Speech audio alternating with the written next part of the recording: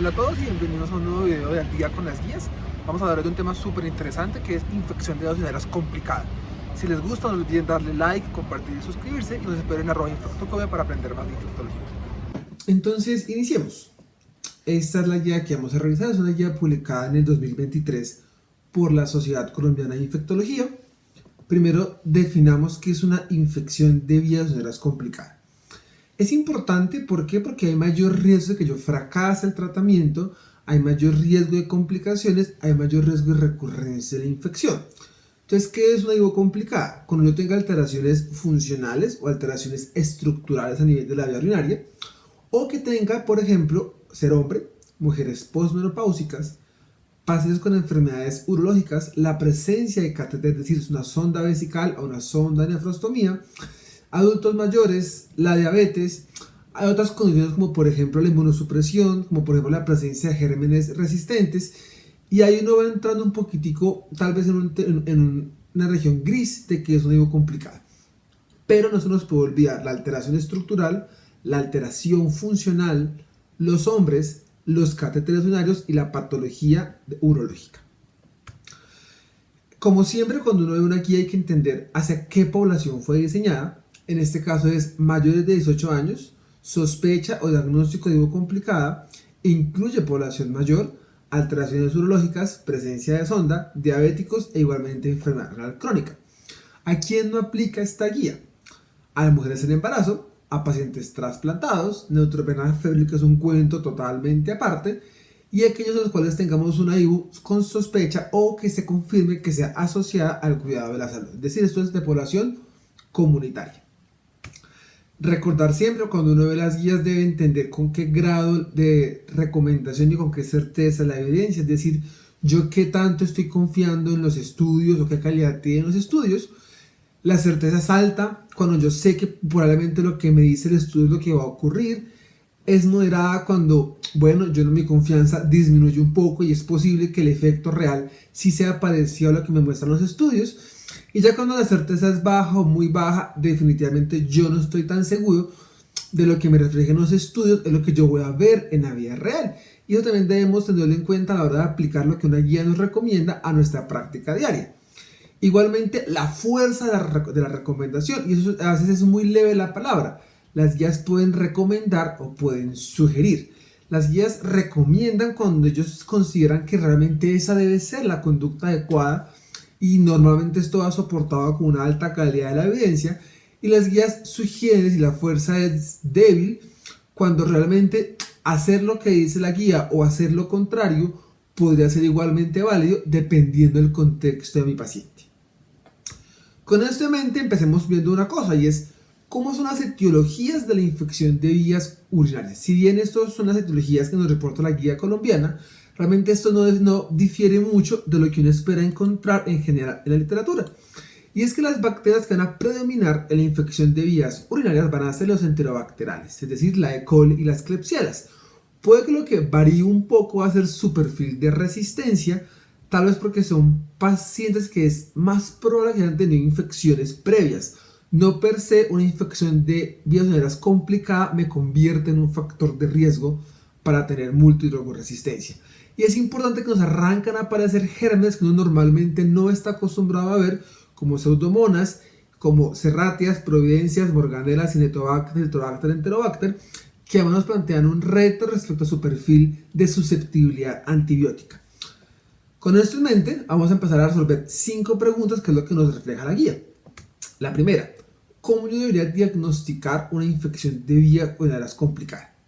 Entonces hay que tener en cuenta, y es que esto es un punto de buena práctica, esto no lo recomienda la guía, pero en general lo que uno ve de forma muy diseminada en las diferentes literaturas. Recordar que la IVO es un diagnóstico clínico, independiente que sea baja o alta, complicada o no complicada, recurrente o no recurrente. Es un diagnóstico que depende de la presencia de síntomas urinarios. Yo no tengo infecciones urinarias asintomáticas. Y recordemos que las bacterias asintomáticas no se tratan. Es decir, yo sospecho la infección en un paciente que tenga disuria, polaquiuria, urgencia miccional, dolor suprapúbico o hematuria. Es posible que tal vez estos hagan algún grupo de pacientes que no se me presenten con este cuadro clínico, pero cuando eso se presenta, yo debo tener la IVO como un diagnóstico ahí, como guardadito, como mi diagnóstico de exclusión. Ya juiciosamente me di cuenta que no eran otras etiologías y me quedo con la IVO. No, la IVO entra como primer diagnóstico. ¿Y en qué población? Especialmente en el adulto mayor. ¿Por qué? Acá normalmente la IBU se puede presentar en ausencia de fiebre y se puede presentar con síntomas atípicos, con delirium, con caídas, con alteraciones en el patrón de continencia del paciente o con síntomas gastrointestinales. Sin embargo, en este grupo de pacientes, la IBU es un diagnóstico de exclusión y no debe entrar como un primer diagnóstico.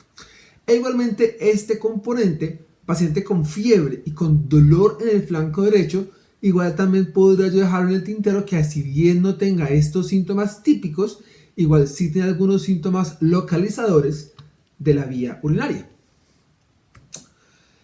Es importante que a partir de estos síntomas, ahí sí nos apoyamos en los exámenes, no al revés. Yo no pido un parcial de orina buscando a ver si encuentro los síntomas de la IBU. Yo parto de mi sospecha para así valerme y soportar a lo que voy a encontrar. Las tiras reactivas son un muy buen elemento, me ayudan con la presencia de nitritos, que me puede a mí ayudar a identificar la presencia o de una forma indirecta la posible presencia de bacterias. El gram de orina sin centrifugar, cuando acá tengo presencia de bacterias de modo predictivo negativo del 90% en caso de que no estén, de que yo básicamente puedo confiar en que ese cultivo muy probablemente va a ser negativo. Ojo acá en el paciente que ha sido previamente expuesto a antibióticos. Esto es súper importante. Un paciente con una infección de vías complicada debe ser urocultivado previo al inicio del manejo. Hay mayor riesgo de fracasar, hay mayor riesgo de resistencia. Si yo no tengo un antiograma, yo no puedo saber lo que está pasando. Muchas veces, aunque uno no lo cree, los cultivos pueden falsearse con una sola dosis de antibiótico. Entonces hay que ser muy juicioso en esto. Y estos dos escenarios no son cosas obligatorias, es decir, el paciente debería hacer la imagen y eso lo tengo que sopesar. No todo paciente con IBU requiere imagen, especialmente si es una IBU recurrente, si yo tengo sospecha que tenga colección, si el paciente no va bien, pero de entrada no es como que haga parte de mi lista de mercado de un paciente con infección de vías urinarias. Y los hemocultivos también toca dejarlos en el tintero, porque es que realmente antes un hemocultivo positivo me implicaba aumentar tiempo antibiótico. Ahora realmente eso no me va a afectar la duración del manejo. Entonces y eso es un mensaje independiente de la patología, el hemocultivo, antes de tomarlo, debo pensar, ¿esto me va a modificar realmente mi conducta? Y en caso de que sí, pues valdría la pena tomarlo. ¿Qué muestra tomar? Eso es importante. Entonces, si el paciente puede tener micción espontánea, deberíamos decirle, orine un poquito, ahí sí recoja la muestra, por favor trate que el frasquito no toque el prepucio, no toque los labios vaginales, no toque toda su área genital, no toque la piel, y luego sí acaba de orinar. Acá los invito a pensar cuántas veces le hemos explicado a un paciente qué muestra tomar, y esto también cobra relevancia. Si el paciente definitivamente no puede hacer micción espontánea, tendremos que pensar en la toma de sonda vesical. Recordemos que siempre debemos evitar la posibilidad de invadir a los pacientes, pero pues si es la única forma de hacerlo, debería hacerla. Y finalmente, si el paciente ya tiene sonda, lo debe hacer a través del puerto disponible para esto, no de la bolsa. Es un error muy frecuente. Uno muchas veces ve que la muestra la toman del reservorio de la sonda vesical, el reservorio de la nefrostomía, y eso básicamente ya está colonizado. Siempre que se enfrenten a un paciente que tenga sonda vesical o que tenga nefrostomías, pregúntenle de dónde fue tomada la muestra, porque uno perfectamente puede encontrarse gérmenes con perfiles de resistencia muy difíciles de manejar, y es porque la muestra fue tomada de forma inadecuada. Ahora bien, ya sé que el paciente lo diagnostico con clínica y con un parcial de orina. Miren que no requiere mayor cosa, pero la clínica es fundamental. ¿Cuál debería ser el manejo más adecuado? Y acá sí que me voy a detener, porque hay unos cambios muy interesantes que, si bien no son recomendaciones, ya uno lo pueden a pensar respecto al manejo de la infección de vías urinarias. ¿Qué muestra la evidencia? Hay revisiones sistemáticas, hay algunos estudios tratando de revisar cuál debería ser el mejor manejo. Entonces, por ejemplo, hemos visto medicamentos que buscan comparar cefalosporinas con quinolonas, dependiendo si es segunda, tercera generación o quinolonas, y han demostrado que la eficacia es similar. Y eso es importante porque para nuestro medio, las cefalosporinas son los antibióticos muy útiles y que seguimos usando como primera línea en este grupo de pacientes. Cuando miramos cefalosporinas contra quinolonas en un estudio diferente, se ha visto que hay una superioridad, por ejemplo, en pacientes con nefrostomía, que no hay diferencia respecto a sonda vesical, que las quinolonas aportan mayores efectos adversos. Cuando comparamos ceftriaxona contra artapenen, no hay diferencias en efectos adversos y no hay diferencia en respuesta. Y esto es importante porque uno, pues no sé, por ejemplo, eso es una experiencia personal, uno se le va creando una imagen a veces en contra de la ceftriaxona y realmente hay escenarios en los cuales es un antibiótico muy útil y la infección acá de vías urinarias es un ejemplo adecuado para el uso de ceftriaxona en escenarios muy específicos. ¿Cómo yo debería pensar el paciente en cómo lo va a tratar? Entonces yo siempre debo preguntarme, primero, ¿es una infección alta o una infección baja? Yo puedo hacer IBUS complicada y puede ser alta o puede ser baja. Recordemos que la diferencia está en el compromiso sistémico, en la presencia de fiebre, leucocitosis, escalofrío, la presencia de dolor a nivel del flanco derecho, dolor al puño de percusión, que van de infección a ese nivel.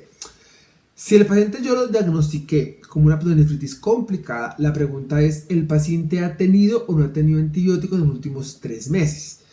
De forma generalizada, uno ha escuchado, por ejemplo, el uso del tumbarelo, que es una escala diseñada para yo poder medir el riesgo de BLE y así definir yo qué antibiótico usar. Sin embargo, los estudios posteriores no han mostrado una adecuada validación del tumbarelo, porque es una escala que tiene otros componentes como las comorbilidades, como la edad, como ese de Charlson, y pueden puntuar mucho sin realmente sin realmente impactar. Entonces yo lo que voy a preguntarme siempre es si el paciente ha usado antibióticos previamente. Si el paciente no ha usado antibióticos en los últimos 3 meses, el medicamento de elección es que una cefalosporina de primera generación.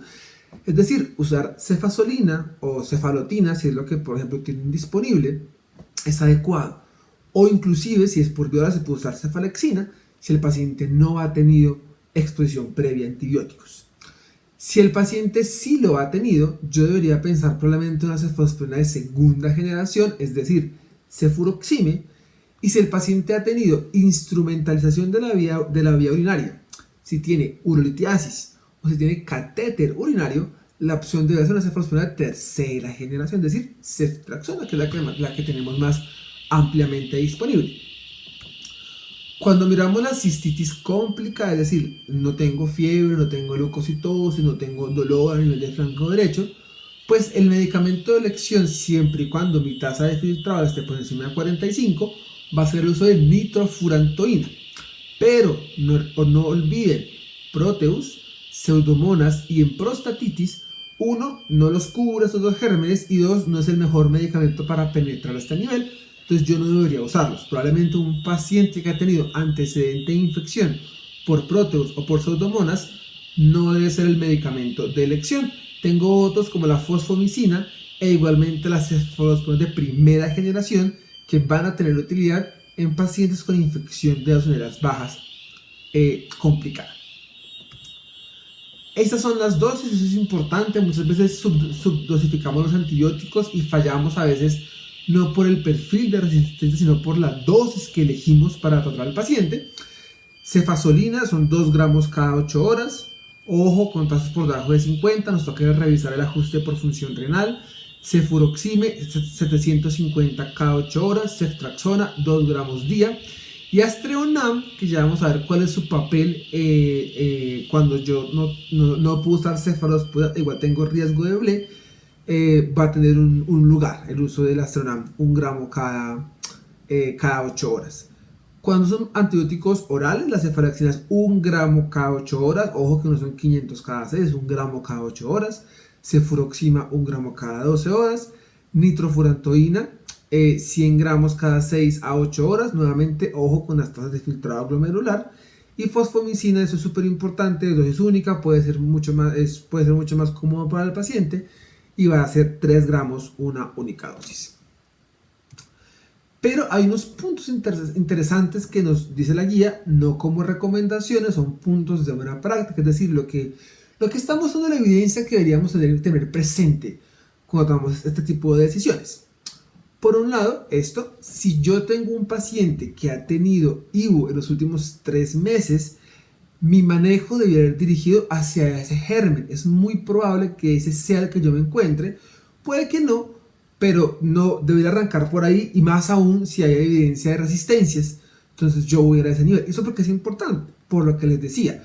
Si yo tuve una infección hace 2 meses por un próteos o por unas pseudomonas, pues probablemente ponerme nitrofurantoína no va a ser la mejor opción. Igualmente, si yo tuve un aislamiento ya que era productor de BLE, probablemente empezar con ceftriaxona, probablemente ponerme cefuroxime, tampoco sea la mejor opción. Cuando hay alergia a betalactámicos, el uso de Aztreonam es una buena opción. En IBU nos puede funcionar adecuadamente, y esto es súper importante. Los pacientes tienen que verse cómo evolucionan, ¿no? A veces dice, perfecto, lo diagnostiqué, lo hospitalicé, le puse el manejo, pero el paciente cómo se comportó. Mejoró, no mejoró, está bien, está peor. Y esto impacta porque vamos a ver 2 preguntas que debemos hacernos siempre. Si le arranqué endovenoso, ¿lo puedo pasar oral? Y la pregunta es, ¿con lo que estoy, será que sirve? ¿Será que debo subirme? ¿Será que debo bajarme en cuanto a espectro? Y lo veremos un poquitico más adelante.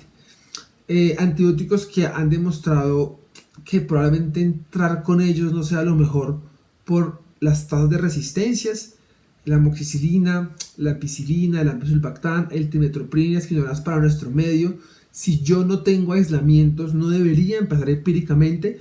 Por eso está muy claro que con los que yo voy a entrar, ya vimos, son cefalosmonas de primera, segunda, tercera, nitrofurantoína, fosfomicina, y con eso es con lo que yo jugaré hasta tener mi aislamiento, o puede que me haya un poquitico más alto, dependiendo si ya tengo yo aislamientos previos.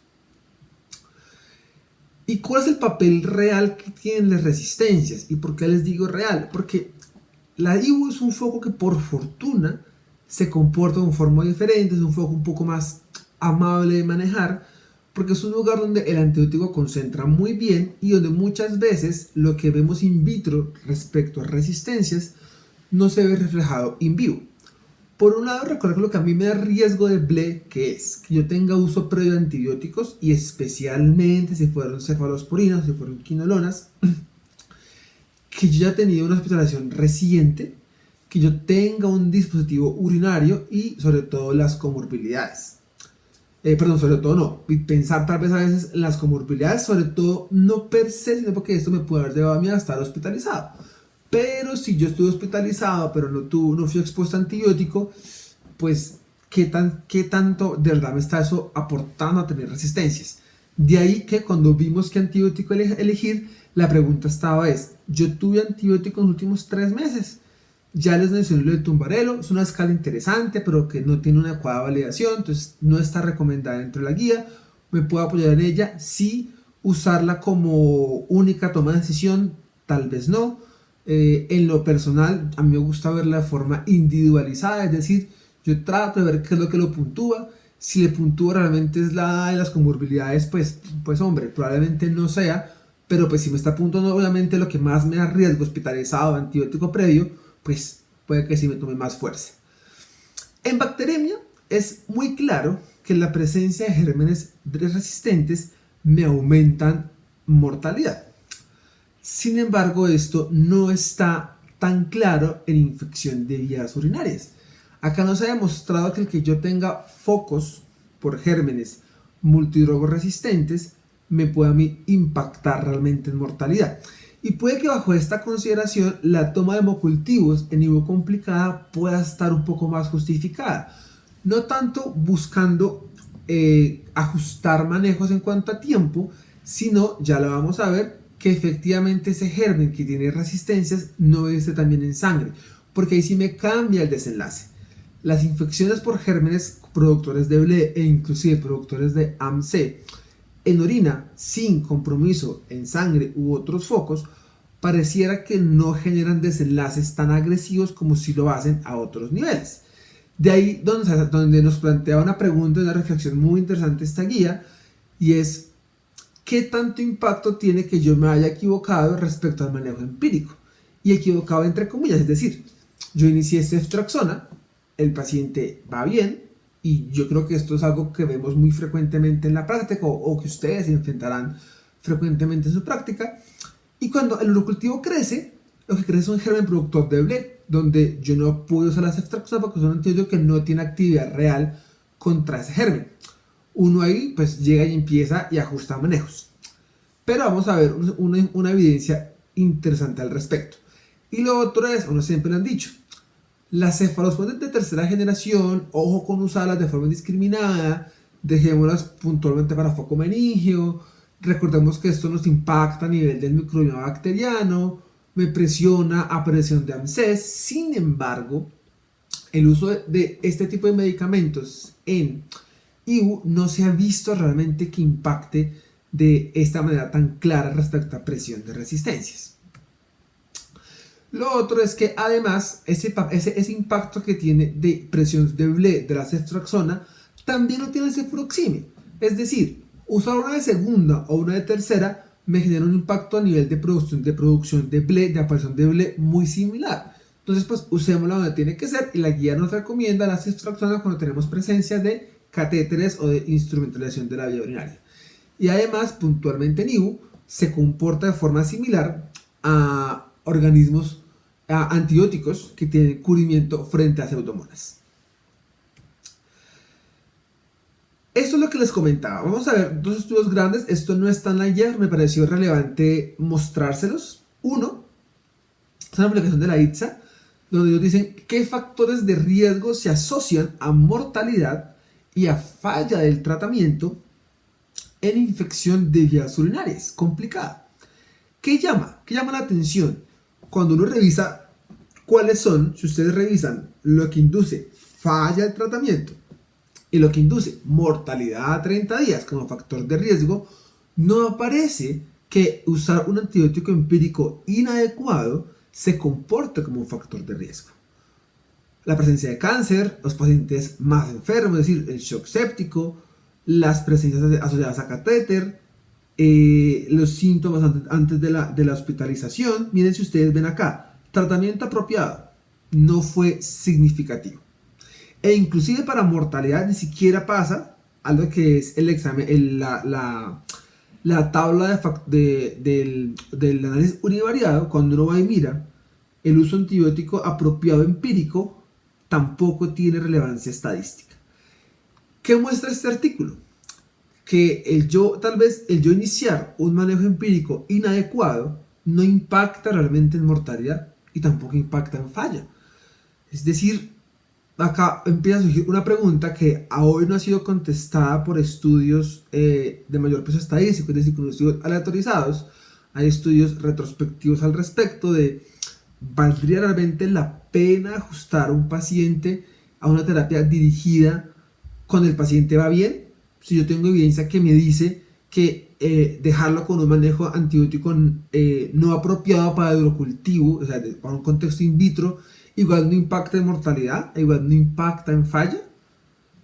Ese es un artículo que es de un trabajo de grado de un programa de medicina en la Universidad Nacional. Está disponible, es interesante si lo quieren consultar, que metaanaliza lo que hay publicado al respecto, y es respecto a BLE. Ellos dicen: ¿qué impacto tiene que el manejo esté adecuado frente a una IBU complicada cuando el germen es productor de BLE?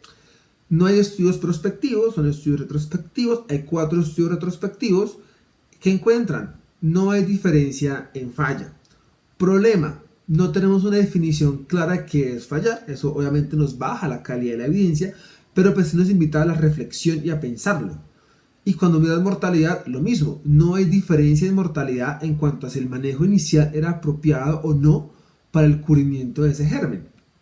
Problema igual, tampoco hay definición clara de qué es mortalidad. Pero nos vayan a cambiar el chip. Les recuerdo nuevamente, esto es un foco solamente de orina, sin compromiso a otro nivel. Y la guía no lo pone como un punto de buena práctica, es decir, no es una recomendación, pero dice que, hombre, si el paciente va bien, si tiene adecuada evolución, independiente del antibiograma, déjelo con lo que está, si el germen es resistente. Eso sí, si el germen es sensible y usted puede bajarse a un espectro menor, eso sí está claro, eso sí lo tenemos que hacer. Es decir, yo empecé manejo empírico con con ceftriaxona. Tengo urocultivo y me creció una E. coli sin ningún tipo de resistencias. Es decir, me puedo bajar perfectamente a cefazolina. Obviamente en un paciente que va bien, ya sin fiebre, con adecuada evolución, lo puedo hacer perfectamente. Ahora, el mismo paciente, le empecé yo ceftriaxona, recibí urocultivo a los 2 a 3 días, una E. coli productora de BLE, donde en la teoría yo sé que la ceftriaxona no es un antibiótico que tenga actividad frente a esta bacteria.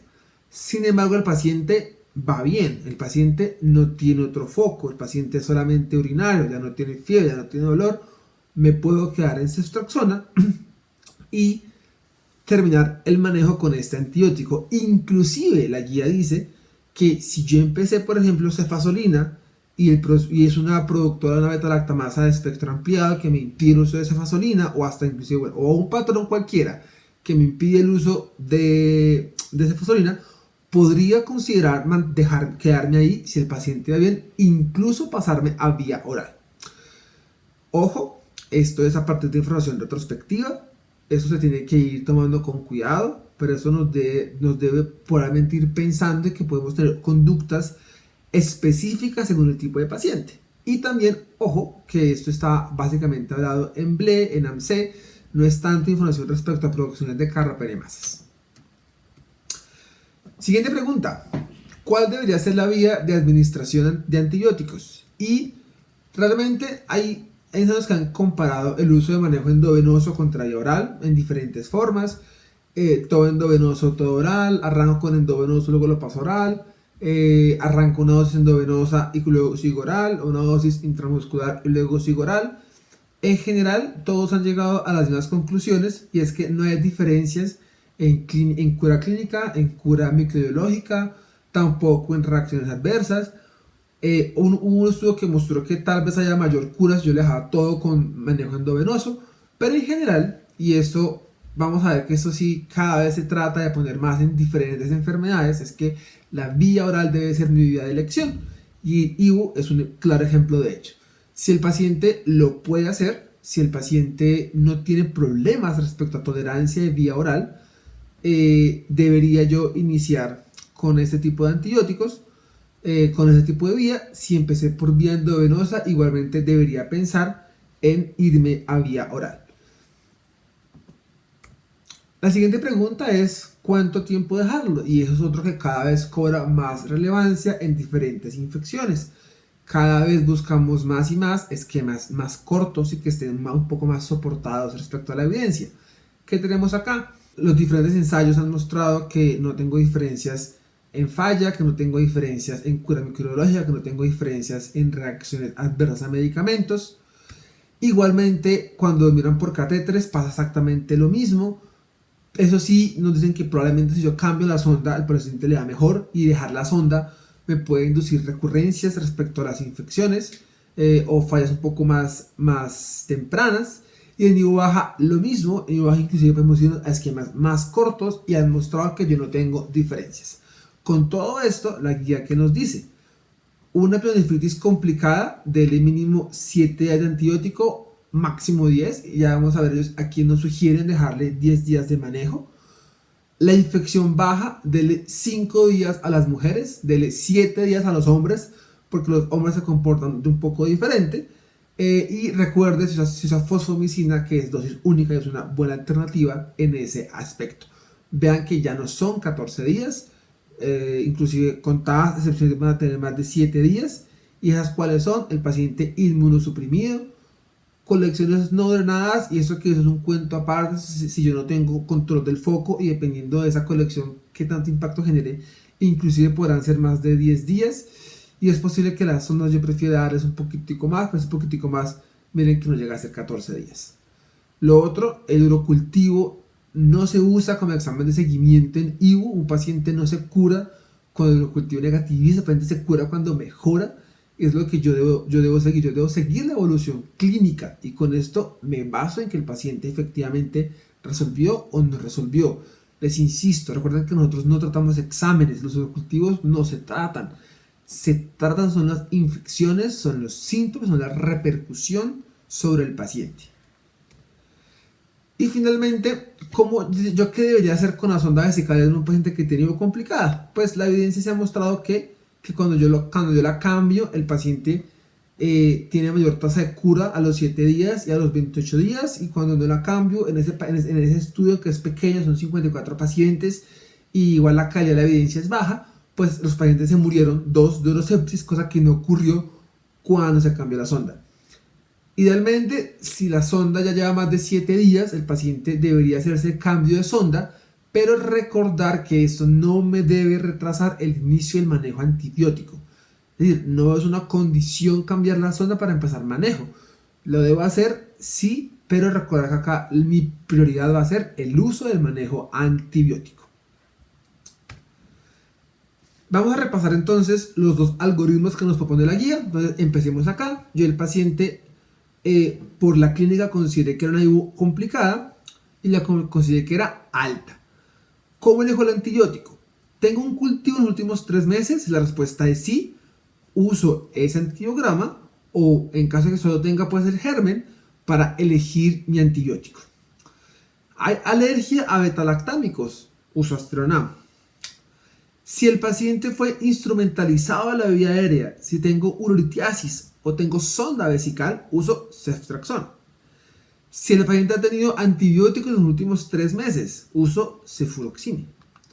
Si el paciente no ha tenido antibiótico, uso cefazolina. Probablemente, si el paciente esa exposición antibiótica requiere uso de carbapenémico, pues será justificado iniciar con un antibiótico de amplio espectro como un carbapenémico. Pero es interesante que la guía nos diga que si el paciente tuvo antibiótico, usemos un medicamento que igual tampoco es que tengamos un espectro muy ampliado y probablemente lo sugiera basados en lo que les comenté de que tal vez elegir un antibiótico que no tenga el cubrimiento adecuado no nos impacte tanto en ivo.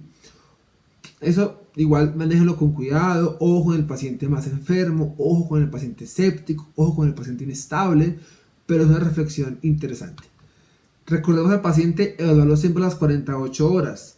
El paciente va bien, tengo susceptibilidad para el antibiograma, ajusto.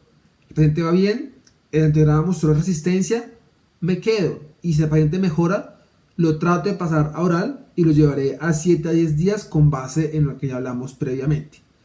Si el paciente no va bien y el antibiograma mostró su susceptibilidad, ajusto al perfil de resistencias. Si el paciente no va bien, pero el antibiograma mostró que era sensible, el problema no está ahí y yo me pongo a buscar otras cosas. Puede que sea un foco no controlado, puede que sea un absceso, puede que sea un foco a distancia, puede que tenga algo distinto y el paciente igual lo continúo evaluando. Y cuando yo voy por una infección de vías urinarias bajas, lo mismo, el paciente estuvo hospitalizado, el paciente está hospitalizado y no le puedo dar vía oral, pues elijo endovenoso. Si el paciente no lo va a hospitalizar y tengo tasa por encima de 45, puedo usar nitrofurantoína, si no usaré fosfomicina. El paciente lo evalúo igualmente a las 48 horas, el paciente va bien, lo trato de pasar a vía oral lo antes que pueda y completaré 5 a 7 días según lo que ya discutimos previamente. El paciente no va bien, reviso el antibiograma, el microorganismo es susceptible, busco otra razón de por qué el paciente no va bien. Si efectivamente el antibiograma mostró que no hay susceptibilidad y el paciente no va bien, ajusto, si el paciente no va bien, pero el microorganismo es resistente a lo que yo estaba usando, pues a veces tendré que ajustarlo, porque eso es un contexto diferente. Si el paciente mejora, igual trato de darle vía oral. Si el paciente no mejora, a pesar de un antibiótico dirigido, pues pensaré en otras causas que sea lo que me esté a mí generando el problema en el paciente. Eso era lo que tenía entonces para contarles en este video. Espero les haya gustado. Si les gustó, no olviden darle like, no olviden compartirlo. Los espero en Instagram, donde comparto información referente a infectología, donde pueden ser bienvenidas todas sus preguntas. Nos vemos en un próximo video.